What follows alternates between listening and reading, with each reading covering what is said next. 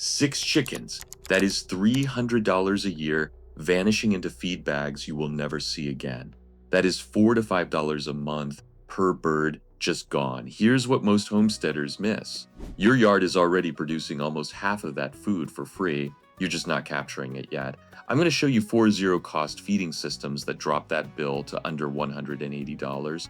No sacrifice in eggs, no extra work you cannot handle. And at the end, I will show you how to lock all 4 into one year-round automated loop so you stop buying feed and start harvesting it.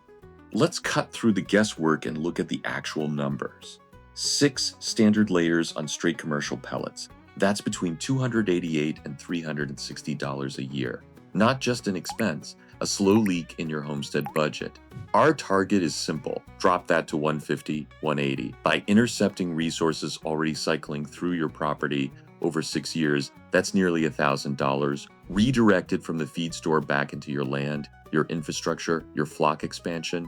But this only works if you stop treating feed as a purchase and start treating it as a harvest. That first dollar you save on chicken feed doesn't come from a spreadsheet. It comes from the dirt you're standing on. You pull your last tomato, dig your final carrot, and that bed looks empty. It's not. It's packed with dormant weed seeds, soil grubs, and decaying root matter. Most homesteaders still mulch and wait. Here's the move. Drop a fence and let your chickens run the cleanup crew. Set a lightweight mobile run or a simple chicken tractor right on that freshly harvested bed. 7 to 10 days is your window.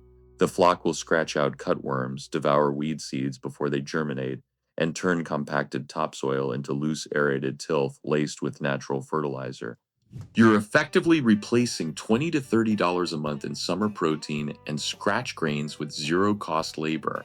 That's real money cycling back into your pocket every season. But here's the catch that breaks most beginners. If you leave them too long, they'll scratch past the active root zone, compact the subsoil, and ruin your next planting window. Keep rotations tight. Move the enclosure every 48 to 72 hours. Let the birds do the heavy lifting while you save on both feed and soil amendments.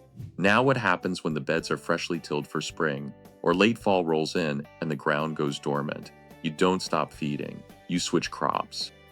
Winter rye isn't just a cover crop. It's a protein factory.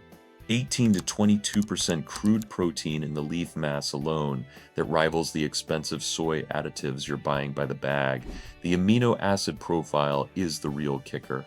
It holds up against commercial feed supplements that cost a fortune. You're growing this for free right in your own soil. The trick is how you use it. You don't cut it like hay. You graze it like a pasture. Sow it right after your main harvests. Let it grow to 6 or 8 inches. Then rotate your birds through 1 to 2 day bursts. They clip the tops, leave the crowns and roots alive. The crop regrows, you get another cut and another. That's a rolling protein source that costs you nothing but a bag of seed. In colder months, you can cut it, dry it, and store it for winter foraging, or layer it as deep litter in the coop. Your birds will slowly break it down, pulling out every last nutrient. Nothing wasted, 2 down, 2 to go. If this kind of practical breakdown belongs in your feed, a subscribe takes 2 seconds and costs you nothing. Before we get into fermentation, what are you currently doing with your kitchen scraps? Composting, tossing, or something else entirely? Drop your setup in the comments. I read every single one, and your real-world answers shape exactly what we cover next. Now, the feed you're literally throwing away every single day. Here's the mistake that actually burns money. You toss raw vegetable scraps into the run, thinking you're supplementing their diet. But those scraps carry phytic acid and unpredictable moisture. They pass straight through your chickens without giving back useful energy.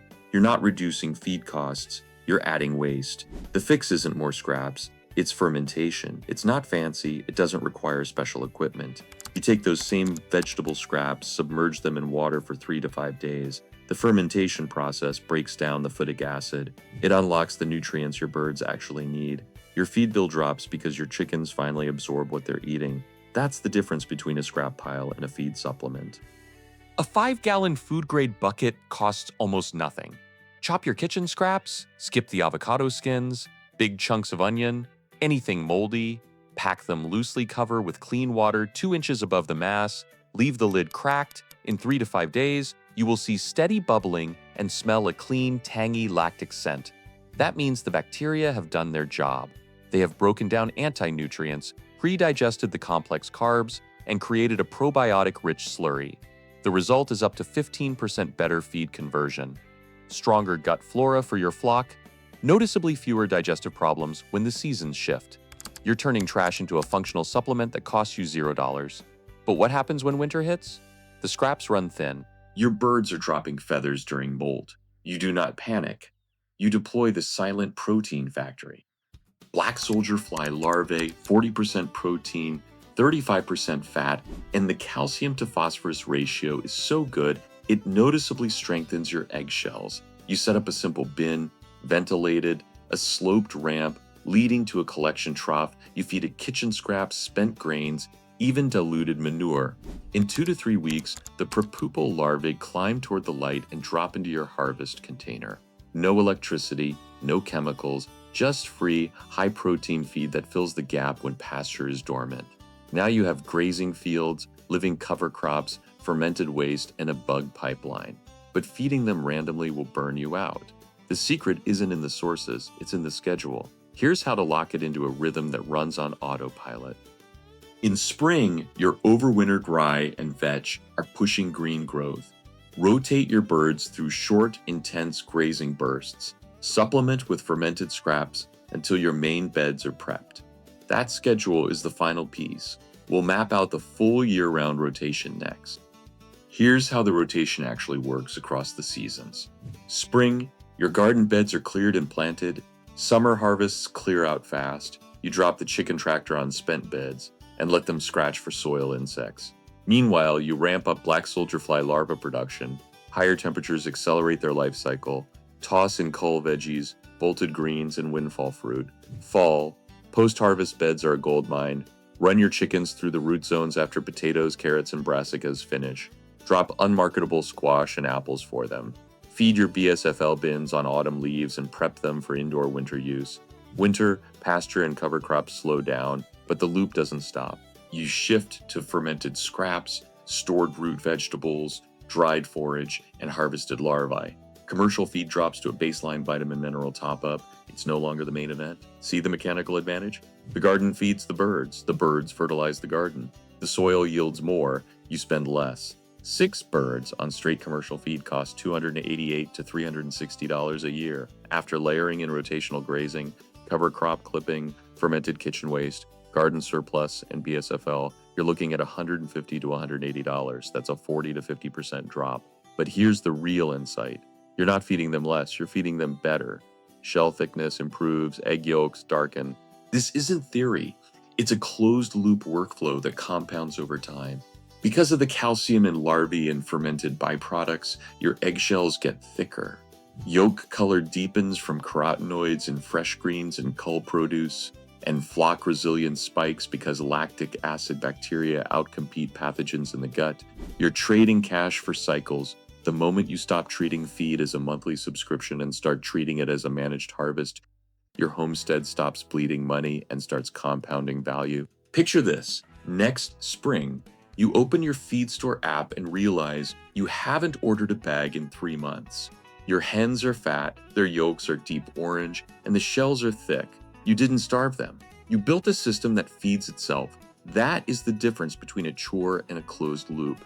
Every season it gets easier. The soil improves, the forage comes back stronger, you spend less time managing and more time just watching it work.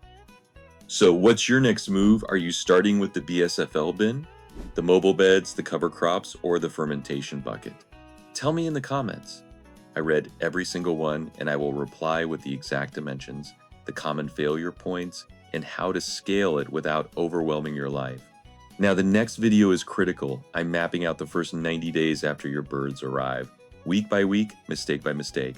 From day 1 to the first egg, you will see the 3 decisions that blow up feed savings in month 1 and how to hit zero waste feeding without burning out.